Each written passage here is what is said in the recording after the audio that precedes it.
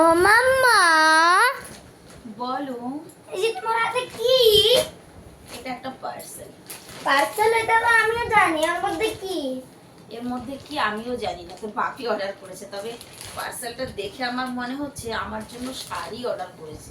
আমি তো বলছি বাপের জন্য কোনো জামা। দেখা যাক কি আছে। খোলো।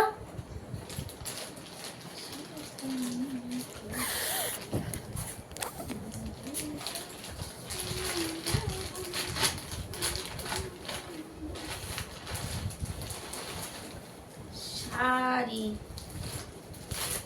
শাড়ি? এটা শাড়ি? শাড়ি এটা?